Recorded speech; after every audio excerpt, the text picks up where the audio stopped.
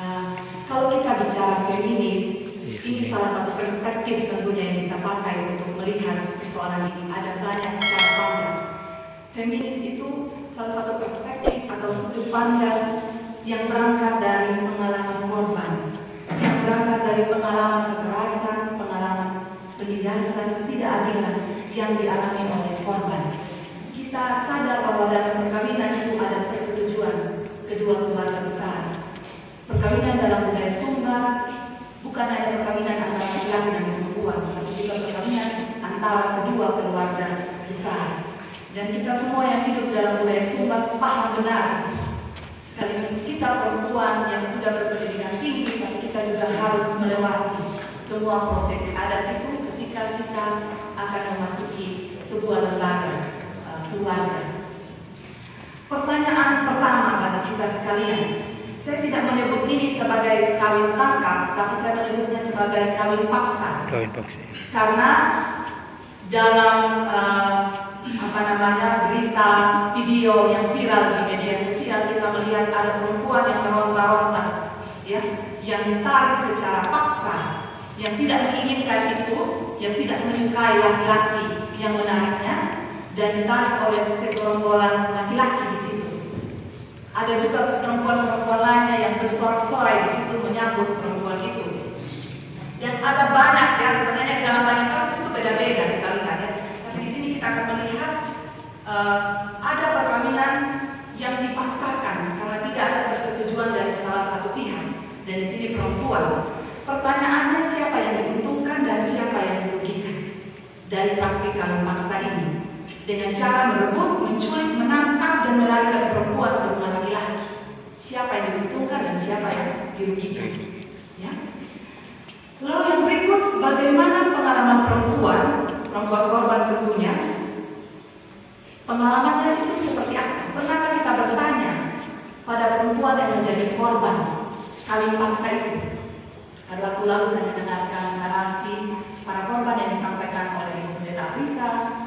Lalu kita bicara korban pada masa kini. Tentu ada juga korban-korban yang sudah menjadi penyintas, yang sudah berhasil melewati situasi pergumulan mereka dan menerima diri mereka, menjalani pernikahan atau kehidupan berumah tangga, walaupun melewati proses perkawinan yang seperti itu pada masa lampau.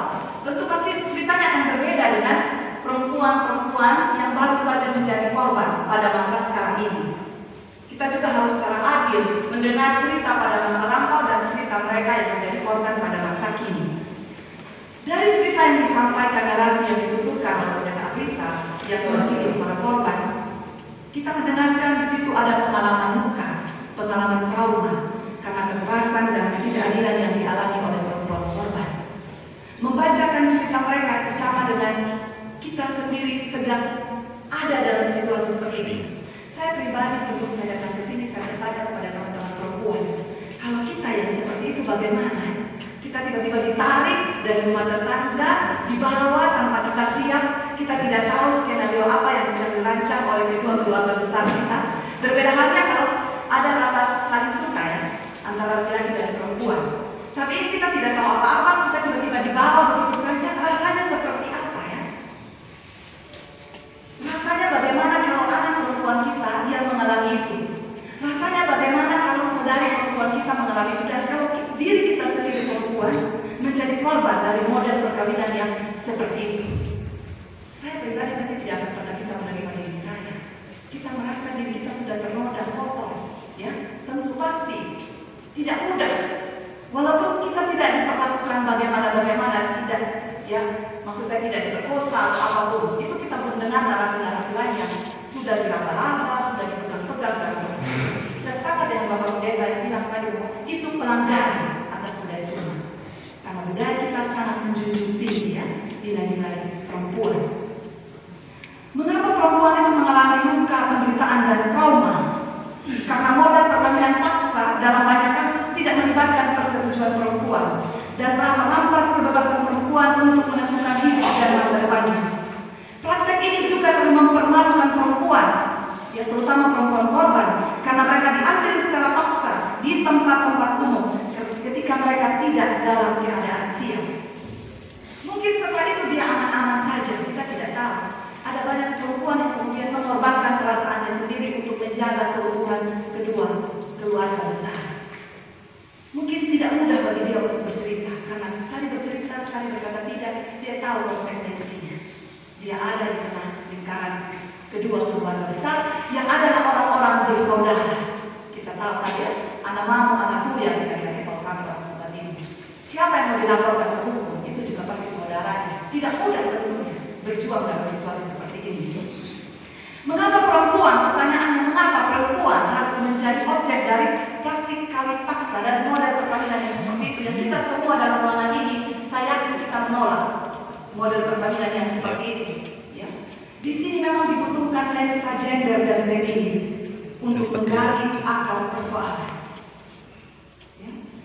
Bagi saya, praktik ini adalah bagian dari budaya patriarki dan budaya androsentrik yang berpusat pada otoritas laki-laki dalam suatu masyarakat. Laki-laki menjadi kelompok yang aktif, tentunya bukan perempuan yang aktif dulu, tapi laki-laki yang harus aktif mendekati, meminang seorang perempuan menjadi istrinya dan memboyong perempuan masuk ke dalam rumpun keluarga besarnya. Kita di sini tidak sedang mendobrak budaya patriarki karena tidak semudah membaca telapak tangan, tetapi kita sedang mengkritisi budaya ini karena telah melahirkan dominasi laki-laki atas perempuan. Kita semua lahir dalam budaya ini, saya juga bicara lahir dan bertumbuh dalam budaya ini. Yang kita tolak dari budaya ini adalah relasi kuasa yang melahirkan dominasi, penindasan. Siapa berkuasa atas siapa, itu yang kita tolak. Jika budaya Sumba ya, adalah cerminan dari budaya patriarki, tidak berarti bahwa praktik-praktik budaya Sumba harus bermuara pada dominasi, kekerasan berbasis gender, ya, yang mengabaikan perempuan. Tidak harus juga berujung pada penindasan pada kelompok yang dianggap lebih lemah, termasuk perempuan. Karena kita tidak pernah dengar perempuan yang pergi bawa lari laki-laki. Hanya laki-laki ini yang dianggap perkasa dan kuat, yang kalau tidak bisa punya istri, itu rasanya seperti apa?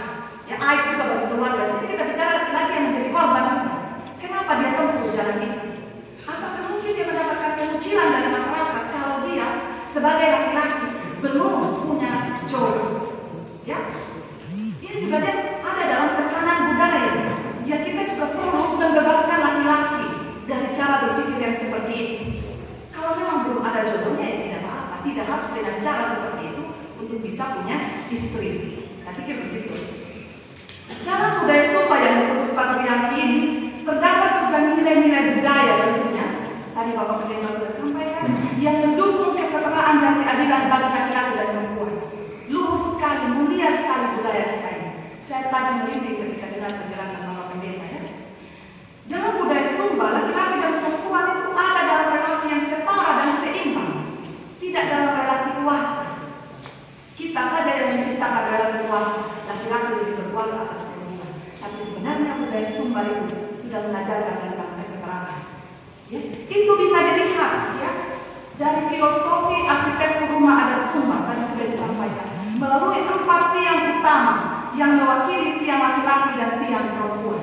Ya, yang artinya kehidupan yang harmonis dalam tatanan budaya Sumba adalah sebuah relasi yang utuh dan yang mendukung keutuhan keseimbangan kosmologis antara manusia dengan pencipta dan dengan alam semesta. Relasi antara manusia dengan sang pencipta, relasi antara manusia dengan alam semesta.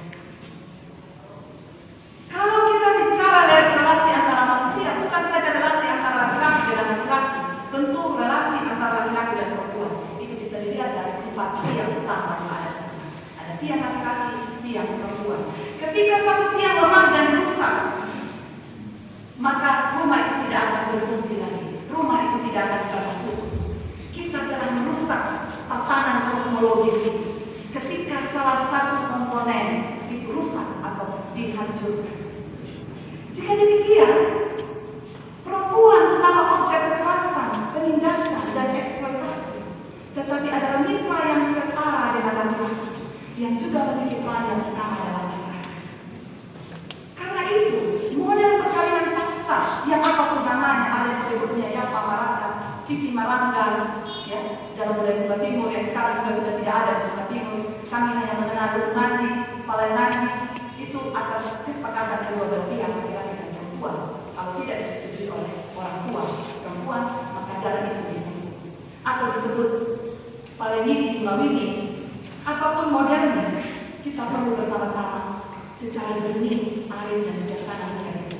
Apakah kita harus pertahankan ini, ataukah kita menolak orang-orang yang memakai nama mengatasnamakan budaya untuk melanggengkan praktek kekerasan?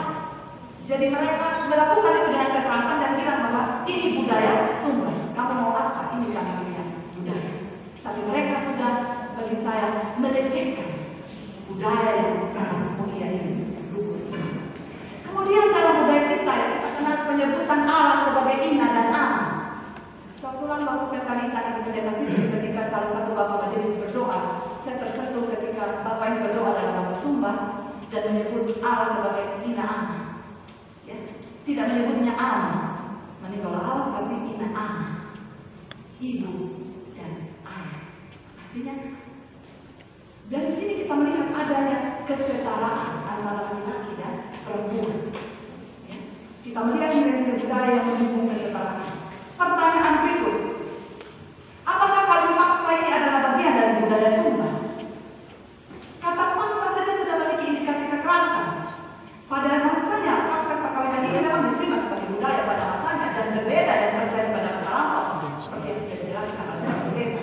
Dan semua tokoh adat pasti di sini sepakat. Yang dulu terjadi dan yang sekarang terjadi itu berbeda jauh sekali. Yang lalu juga Ibu Sepo dalam webinar ya juga menyampaikan itu, Ibu Pendeta Prisca juga menyampaikan itu. Itu berbeda sekali dari apa yang terjadi di masa lalu dan yang terjadi di masa sekarang. Namun dalam perkembangannya dan bahkan kalau kita lihat yang terjadi sekarang, praktik perkawinan ini perlu ditinjau kembali. Apakah praktik ini telah mendukung nilai-nilai kesetaraan dan keadilan, ataukah justru praktik ini melanggengkan kekerasan dan eksploitasi pada tubuh perempuan atas nama budaya? Jadi memakai budaya sebagai alat legitimasi sebagai sebuah budaya. Karena tadi kita berbicara dari perspektif gender dan feminis, dalam analisa ini kita membutuhkan istilah lensa gender berangkat dari pengalaman suara korban. Tentu saya tidak memakai lensa feminis barat sangat kita dobrak saja, tidak. Kita juga punya feminisme lokal.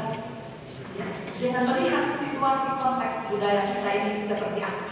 Berarti cara kita tidak bisa seperti cara orang-orang di barat sana yang secara ekstrim radikal mau mengubah tatanan masyarakat yang sudah ada yang berakal ini dan yang dianggap